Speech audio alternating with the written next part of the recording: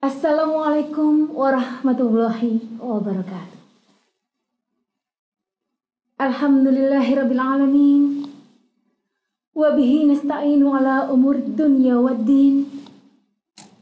Wassalatu wassalamu ala asrafil anbiya'i wal mursalin wa ala alihi wa ashabihi ajmain. Amma ba'd.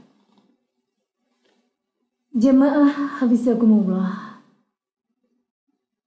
Allah dalam Al-Quran surat An-Nahl 97 berfirman bahwa barang siapa saja yang berbuat kebaikan, baik itu laki-laki maupun perempuan, asalkan beriman, maka sesungguhnya akan diberikan kehidupan yang baik dan akan diberikan pahala yang lebih baik dari apa yang mereka kerjakan.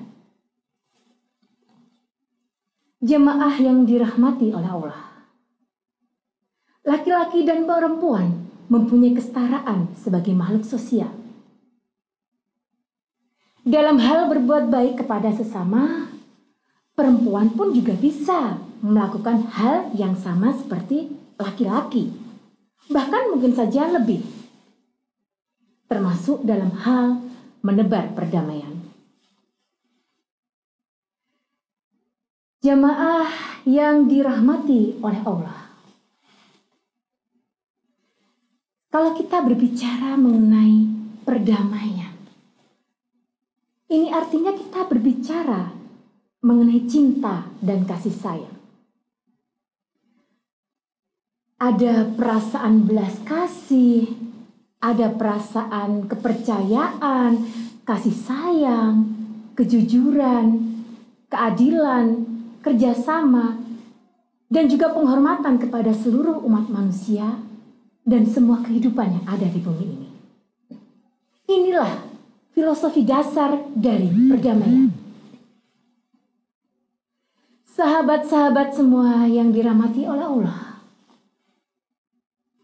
ini nih, jika kita menonton film superhero, biasanya kan ada satu tokoh, bisa satu, bisa dua, dan mereka ini adalah orang-orang yang rela mengorbankan dirinya sendiri untuk orang lain. Perempuan itu biasanya gampang gak tega. Lalu mereka ini biasanya juga gampang kasihan ketika melihat orang lain.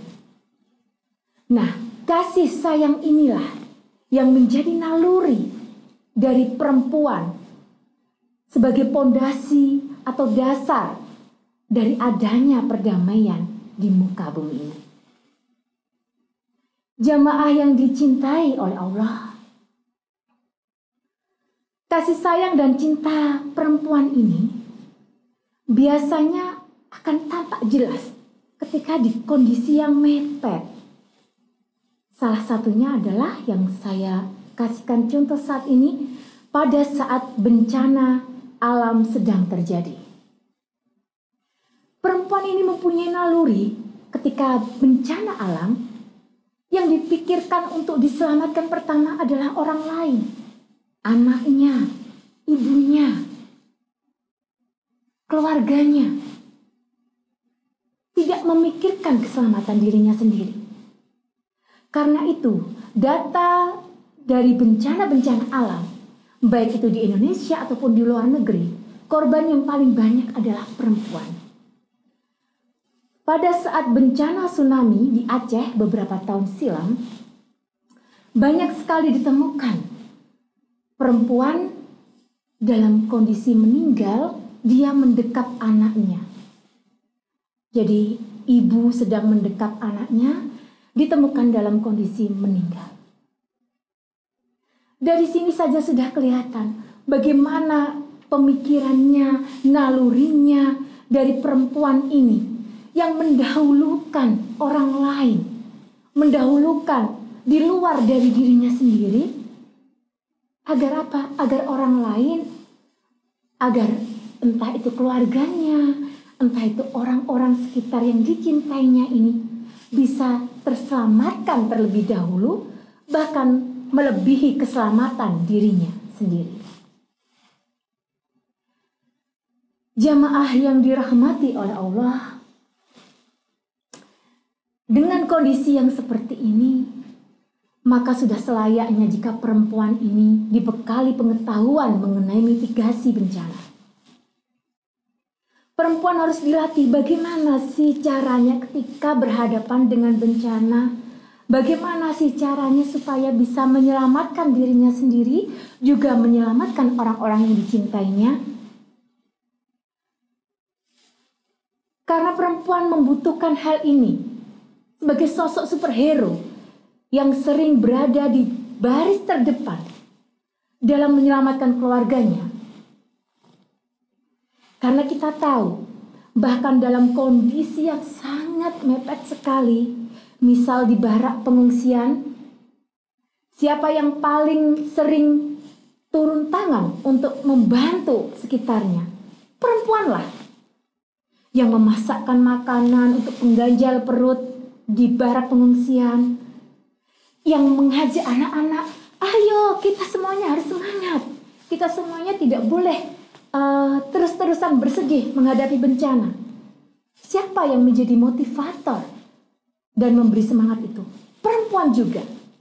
Dia menjaga secara psikis juga fisik dari orang-orang yang dicintainya. Masya Allah, ternyata keren sekali ya perempuan itu.